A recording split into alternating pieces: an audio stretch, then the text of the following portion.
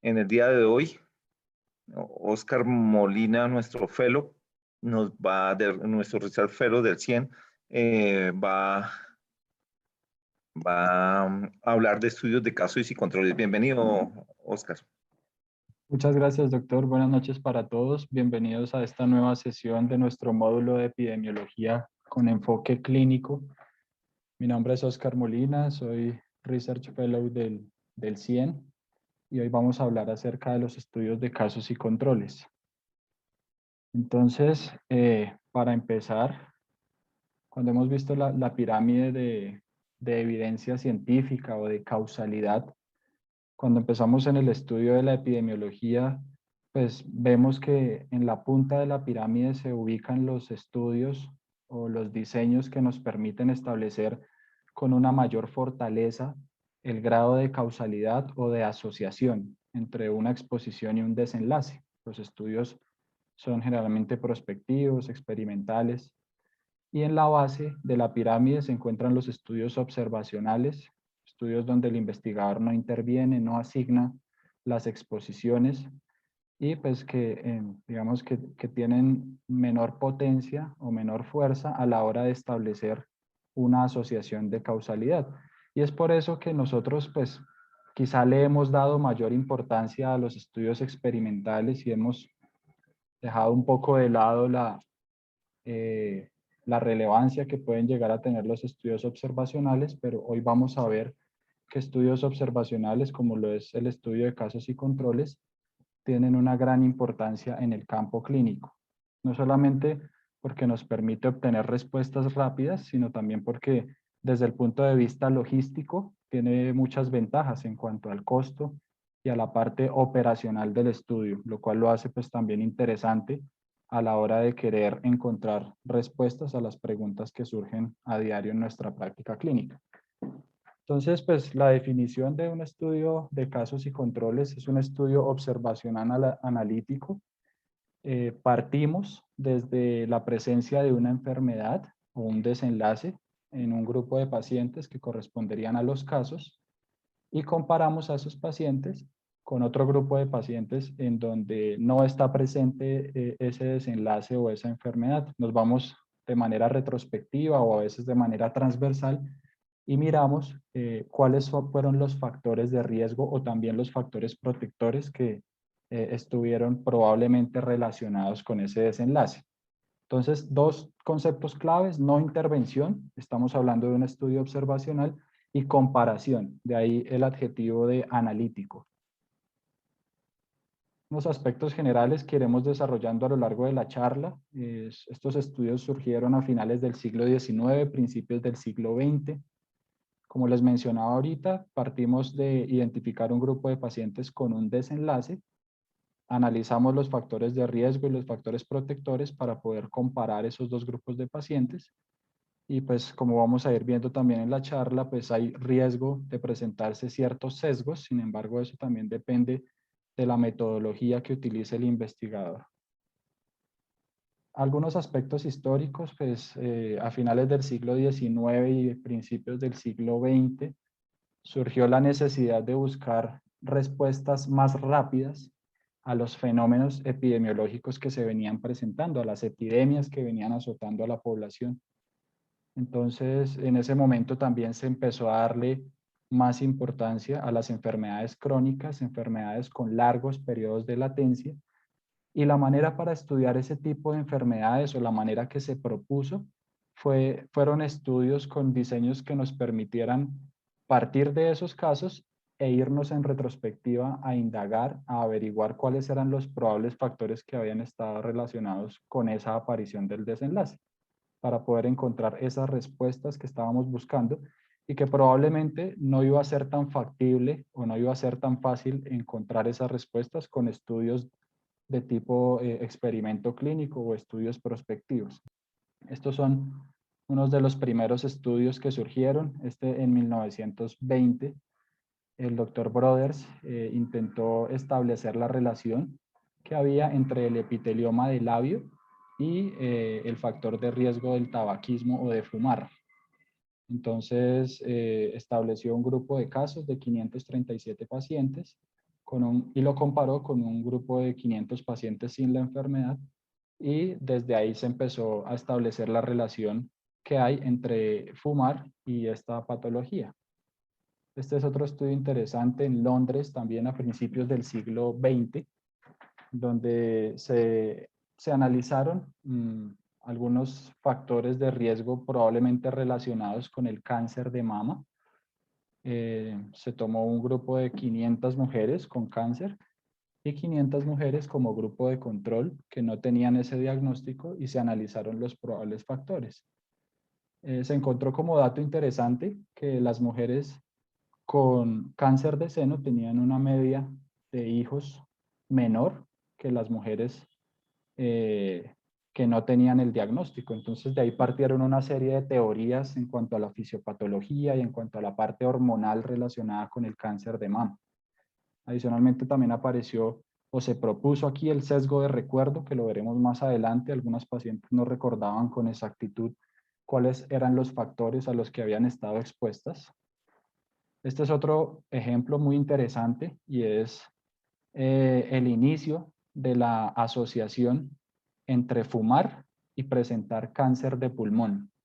Este doctor Ángel Rofo es argentino, y a él se le atribuye en 1916 haber establecido, a partir de unos ensayos que habían hecho en ratones, él analizó la asociación que había entre el hábito tabáquico y la presencia de cáncer de pulmón.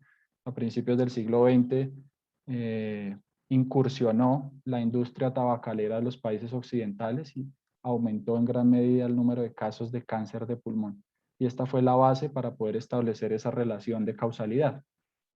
Entonces, en cuanto al diseño, pues como les mencionaba, partimos de los casos, partimos de un grupo de pacientes que tiene la condición o que tiene el desenlace, y un grupo de pacientes con características similares, comparables al grupo de pacientes enfermos, y pues los vamos comparando. Esos datos parten, digamos que los probables factores de riesgo o factores protectores los podemos analizar de algunas fuentes, como son las historias clínicas, para clínicos. También se pueden realizar encuestas y entrevistas a los pacientes, y a partir de ahí podemos hacer un análisis y una comparación entre los dos grupos. Tradicionalmente se hace referencia al estudio de casos y controles como un estudio con diseño retrospectivo. Sin embargo, teóricamente esto no es correcto, porque pues si bien la recopilación de los datos se puede hacer de manera retrospectiva cuando partimos de un desenlace, también lo podemos hacer de manera prospectiva cuando se aplican encuestas y cuando se intenta hacer una reconstrucción prospectiva de los factores de riesgo que ha venido presentando el paciente en los últimos años o en cierto periodo de tiempo.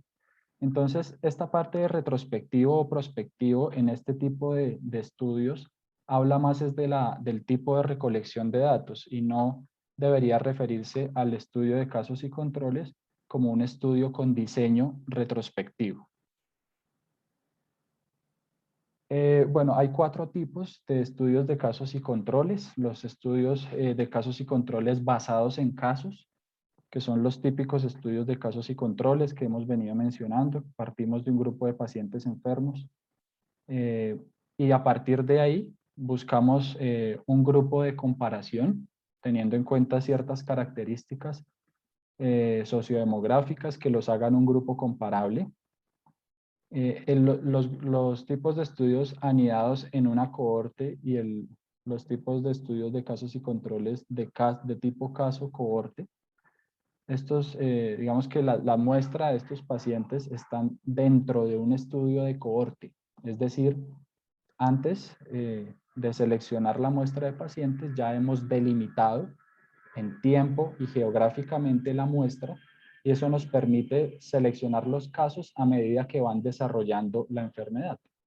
Entonces, eso hace que tengamos un punto de partida no solamente para poder establecer los casos, sino también los controles. Entonces, si ven la diferencia en este tipo de estudios basados en casos, nosotros partimos del grupo de pacientes con el desenlace, y en ese momento empezamos a buscar o a establecer un escenario de comparación o un grupo de pacientes control.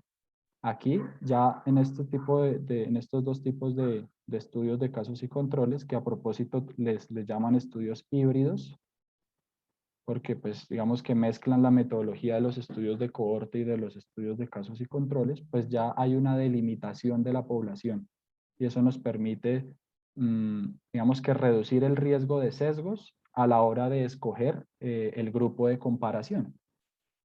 Y el tipo de estudio cruzado de casos habla más de que un mismo paciente puede ser caso y puede ser también control, dependiendo de la temporalidad. Es decir, un paciente que desarrolla cierto desenlace, se establece un tiempo, por ejemplo, 24 horas o 48 horas antes del desenlace, y ese periodo de tiempo es el tiempo en el cual el paciente es el caso, y en un periodo de tiempo anterior a esas 48 horas, por ejemplo, el paciente mismo puede ser el control.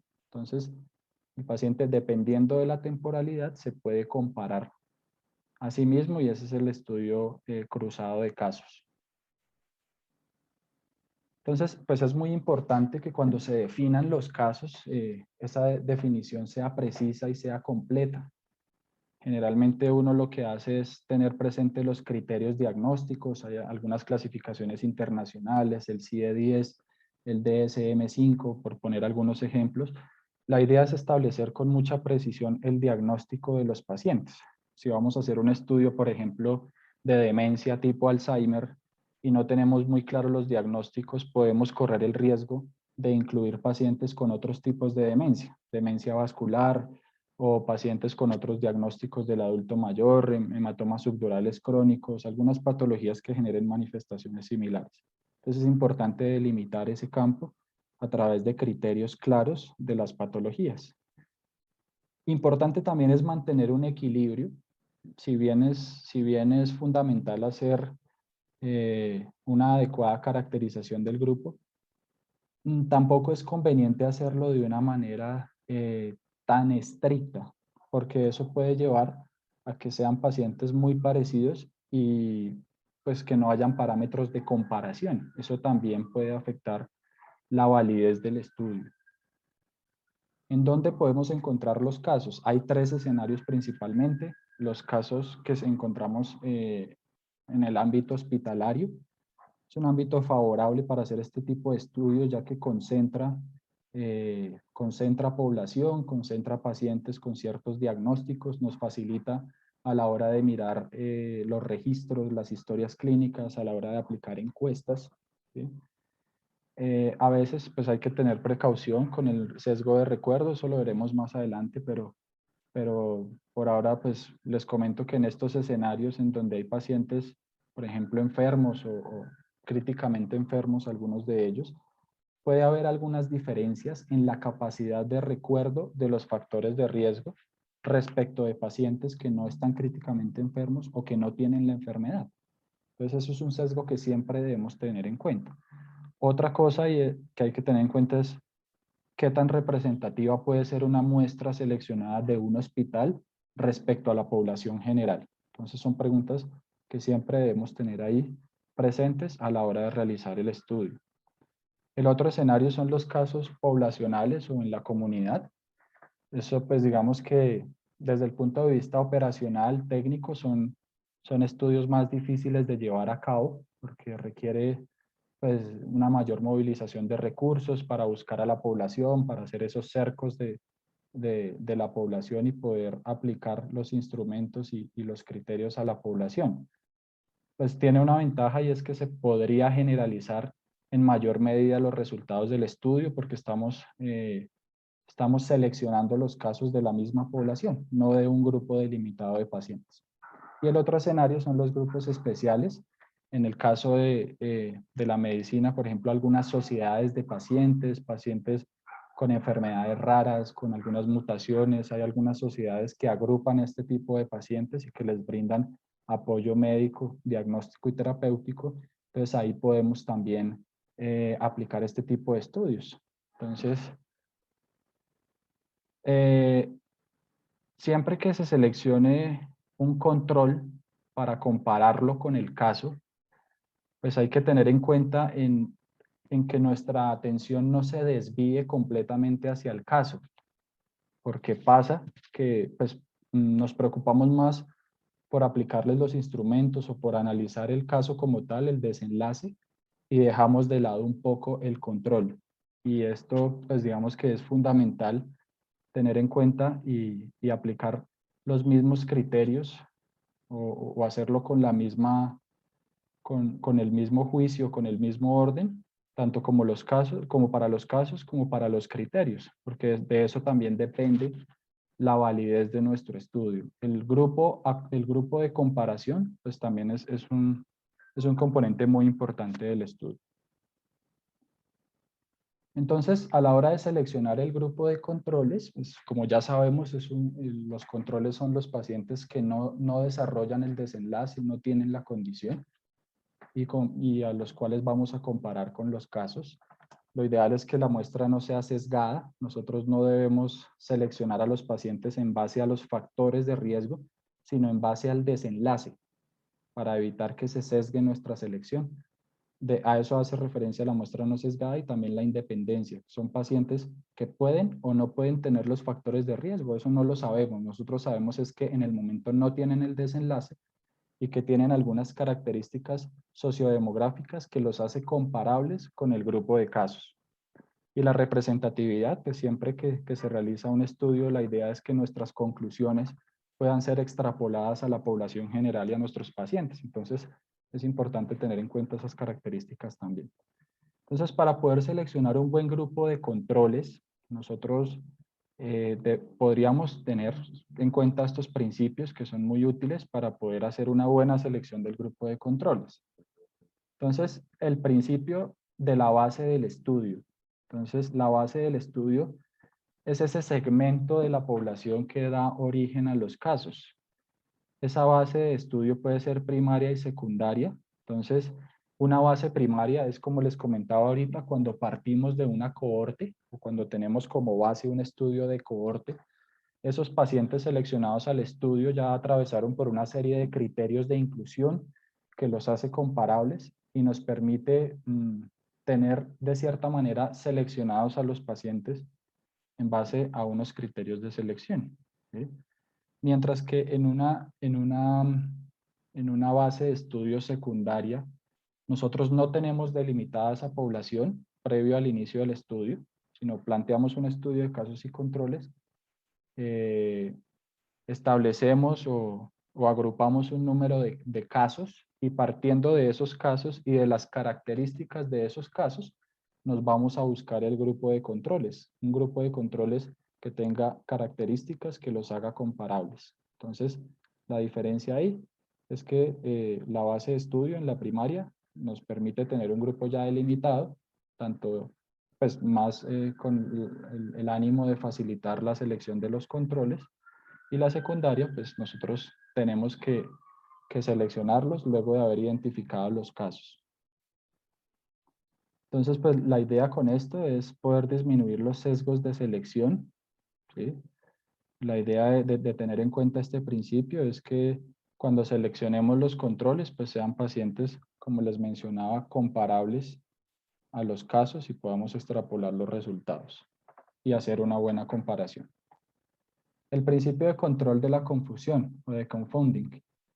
Ese principio nos habla de que debemos tener en cuenta los probables factores de confusión y esos deben estar muy claros a la hora de iniciar el estudio. Entonces, un factor de confusión podría ser, por ejemplo, si yo quiero estudiar la relación que hay entre tomar alcohol y desarrollar eh, cáncer, cáncer de lengua, por ejemplo. Y yo incluyo dentro de mis controles pacientes que no tienen el diagnóstico, pero que fuman. Entonces, esa variable se podría comportar como un factor de confusión y le podría restar importancia al factor que yo estoy estudiando, que es el consumo de alcohol.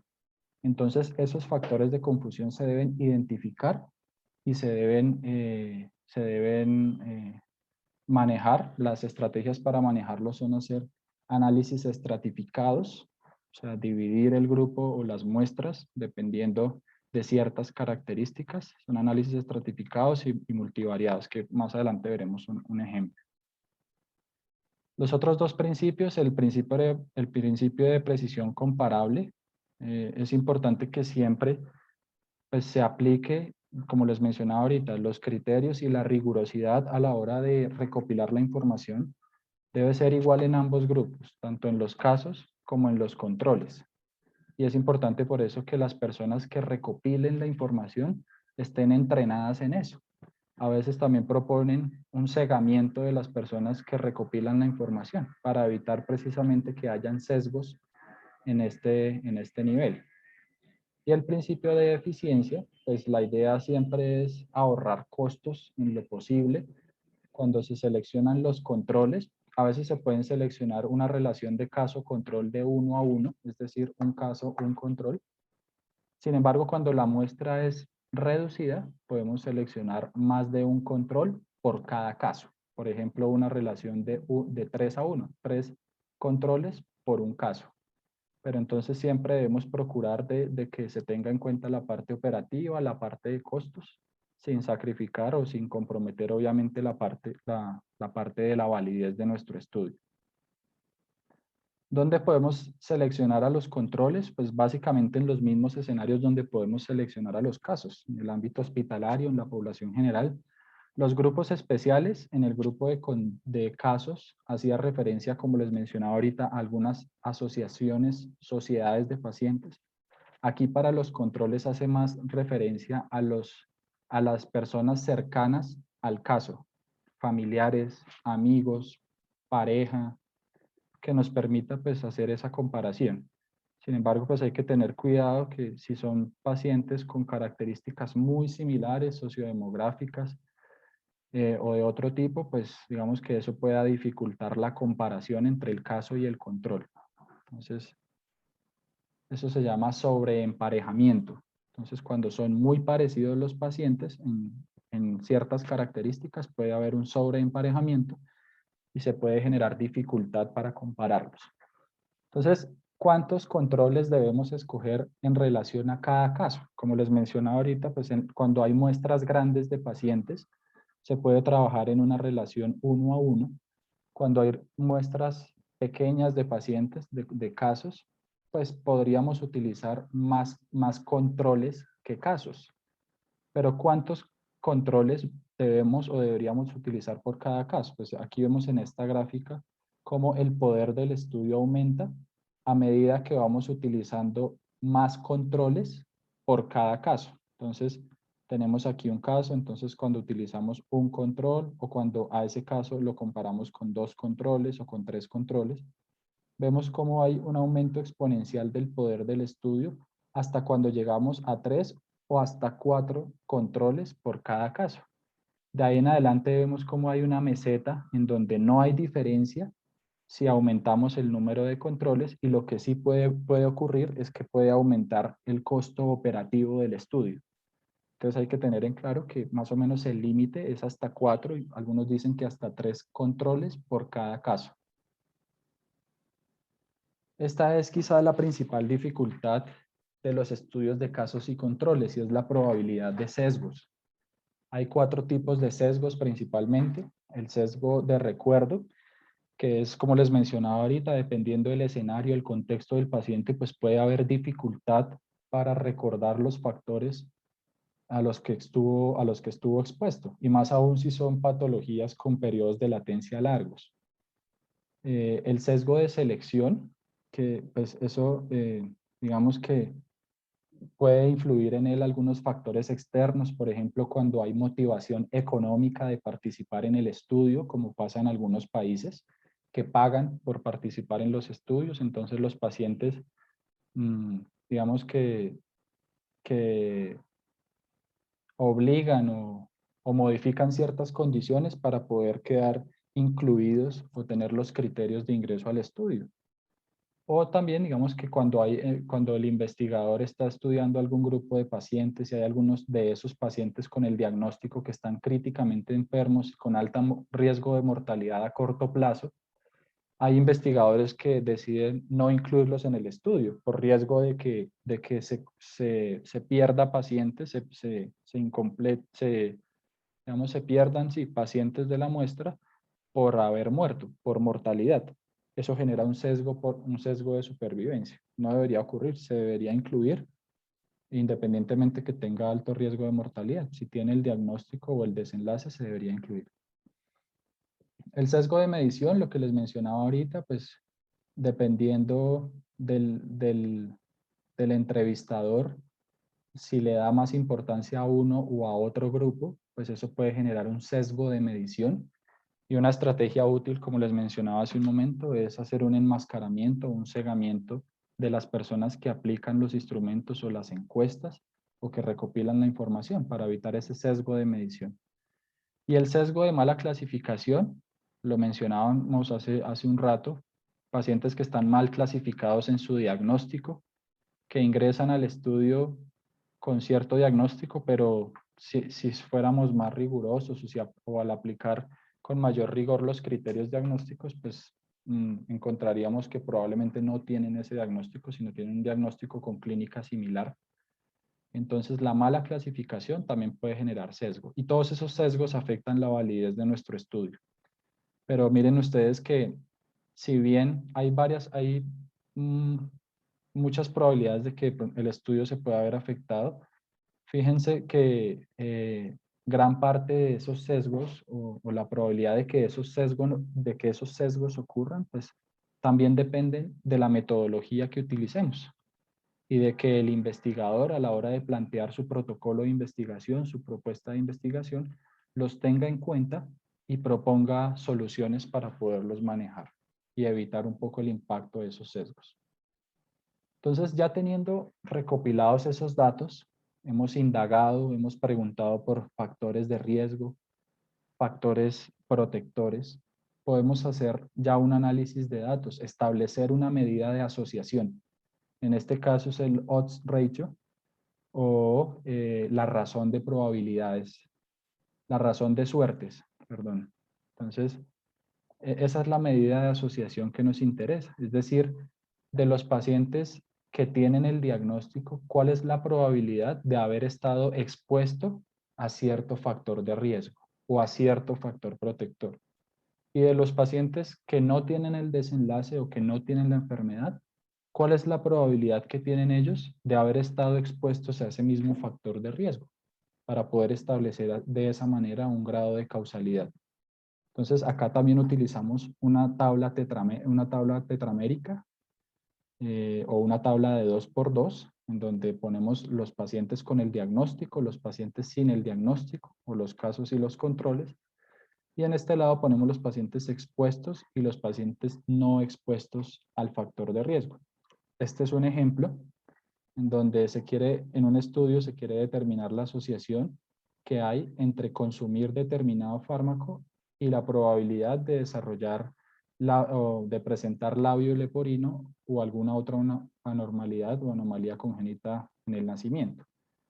Entonces vemos aquí en la tabla 2×2. Entonces ahí completamos los datos dependiendo de los pacientes que tengan el diagnóstico y estuvieron expuestos.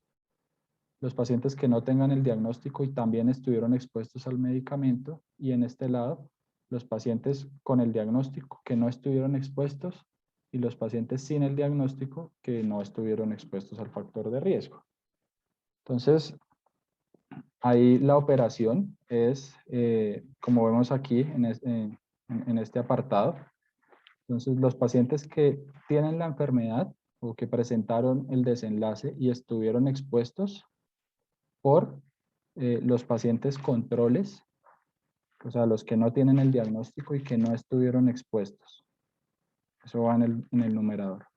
Y en el denominador, los pacientes que no tuvieron el diagnóstico y estuvieron expuestos por los pacientes que tuvieron el diagnóstico o que tienen el desenlace y no estuvieron expuestos al factor de riesgo. Entonces, partiendo de ahí, podemos establecer el odds ratio, que como les digo, nos habla de la probabilidad de haber estado expuesto a cierto factor de riesgo teniendo en cuenta pues que se presentó cierto desenlace, es una probabilidad condicional.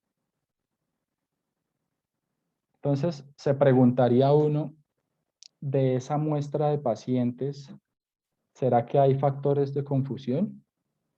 ¿Cuántos años tenían las pacientes que fueron incluidas a la muestra? ¿Será que las pacientes tenían otros factores de riesgo? Por ejemplo, consumo de sustancias psicoactivas o, por ejemplo, consumo de alcohol. Entonces, siempre es bueno hacerse esas preguntas a la hora de interpretar el resultado de un estudio y mirar cómo fue la metodología y cómo fue el proceso de selección y análisis de los datos para poder establecer probables fallas en la metodología. Esa es la idea y digamos que esa es la idea de nuestras charlas y de hacer estas actividades, es poder fortalecer esa capacidad crítica a la hora de interpretar un estudio. Entonces, digamos que en este estudio encontramos que la muestra era muy heterogénea en cuanto a la edad de las pacientes. Entonces, habían pacientes muy jóvenes y habían pacientes que tenían ya, pues, que tenían edades cercanas a los 35 años, 40 años. Entonces, eso digamos que ¿a qué nos obliga? A hacer un análisis estratificado. El análisis estratificado en este caso consiste en dividir las pacientes menores de 35 años y las pacientes mayores de 35 años, por ejemplo. Y vemos acá cómo cambia la relación. Las pacientes menores no hubo una asociación entre el factor de riesgo y el desenlace.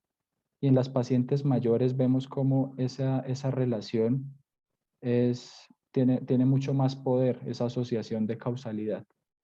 Entonces, fíjense cómo es importante analizar las características de la muestra y establecer probables oportunidades de mejora. Por ejemplo, en este caso, fue el análisis estratificado de los datos que nos permiten sacar conclusiones mucho más exactas y mucho más generalizables a la población, que es lo que se quiere finalmente. Entonces, a manera de conclusión, las ventajas del estudio de casos y controles, pues son estudios que podemos realizar en menor tiempo, comparándolos con estudios como los estudios de cohorte o los experimentos clínicos. Son menos costosos. Son muy útiles en enfermedades raras. Pues si ustedes analizan, a veces puede que no sea tan costo efectivo hacer experimentos clínicos de enfermedades que son muy poco prevalentes, o por ejemplo las enfermedades que llaman enfermedades huérfanas. Entonces esta es una alternativa muy válida para poder establecer una relación de causalidad en esas patologías que son muy raras, en donde las muestras son muy pequeñas y donde probablemente no se propongan estudios prospectivos y experimentales para poder estudiarlas. Es una alternativa muy importante.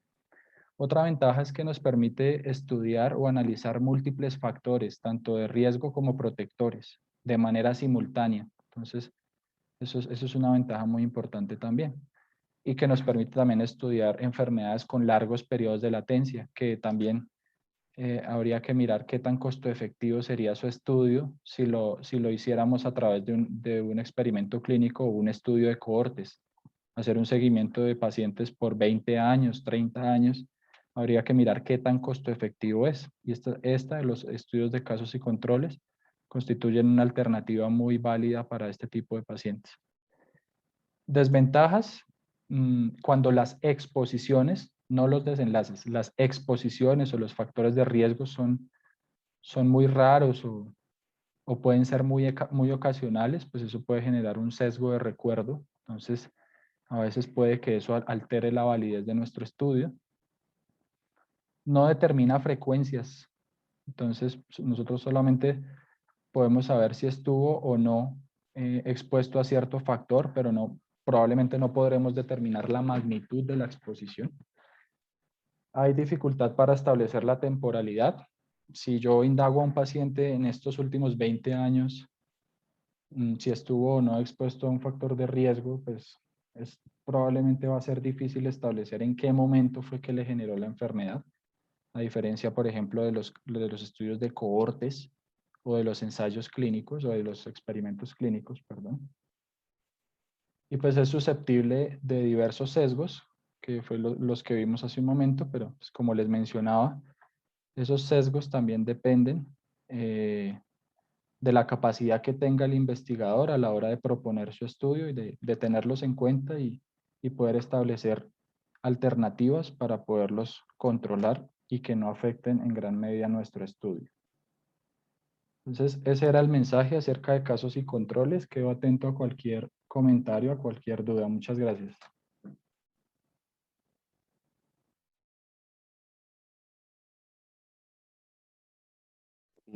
Gracias, de Oscar. Eh, Cada vez mejor en su tono de voz, su control ante todos. Rafa, Juan Felipe, nuestros epidemiólogos, ¿tienen algo que aportarnos para nosotros? Buenas noches a todos, buenas noches, profe. Buenas noches, Oscar. Felicitarlo primero por la presentación. Creo que hizo una revisión muy buena, fue muy claro en la mayoría de los conceptos. Eh, Solamente como que me gustaría, sé que lo sabe porque lo mencionó, pero como aclarar que el momento de la selección del caso y sobre todo más que todo como usted hacía referencia en cuanto a los controles, las características en cuanto a la selección de la población o los individuos que se van a utilizar como controles, si bien no es igual al paciente que es el caso, tiene que ser casi que igual. O sea, el paciente que se establece como el control. Y creo que una de las cosas más importantes que me he dado cuenta para este tipo de estudios es en el momento del planteamiento de la pregunta, establecer las hipótesis muy claras, porque como bien dijo, es un estudio que nos permite ver factores protectores y factores de riesgo. Entonces, algunas veces me he dado cuenta, como en el proceso de aprendizaje de este tipo de cosas, que si uno no establece bien ese planteamiento de las hipótesis en el momento de plantear la pregunta, puede tener como resultados que no, o sea, que en la vida real no se podrían explicar por un desenlace establecido en relación a un factor de riesgo. Entonces, nuevamente felicitaciones y creo que pues todo quedó muy claro. Muchas gracias, Juan, por los comentarios y los aportes. Gracias, Juanfe. Bueno, buenas noches a Rafa, todos. ¿algún comentario, Sí, viejo? no, la verdad, también me pareció, como decía Juan Felipe, pues que fue una presentación muy completa, que iba pues, o sea, con toda la parte de los sesgos, con la parte de los diferentes tipos, creo que fue muy buena, se entendió todo. Y bueno, el análisis también del RR, pues ahí estuvo bien, estuvo claro. Entonces, pues nada, era lo que dice Juan Felipe, que es importante plantearse bien esos datos, pues esa misma parte de los sesgos que igual, por lo que dice Juan Felipe, o sea, Oscar lo sabe, se sabe que uno tiene que tener muy claro pues esa planeación del estudio. Fuera de eso, no, creo que está muy bien. Y muchas gracias.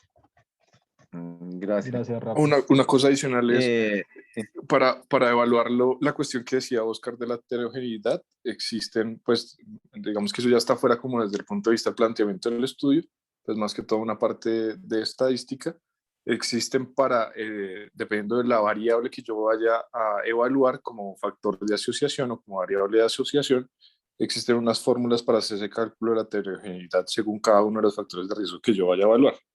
Entonces, porque pues me parece importante como puntualizar eso, porque pues no es como, no, yo creo que los pacientes están muy heterogéneos en sus edades porque, no sé, se llevan en 5 años en las edades, por ejemplo, y yo estoy estableciendo el factor de riesgo que es la edad, por ejemplo, para X patología. Entonces, existen unas fórmulas para uno llegar a ese punto que usted puntualizó bien para irse por el lado del análisis estratificado. De acuerdo, Juan. Listo. Gracias.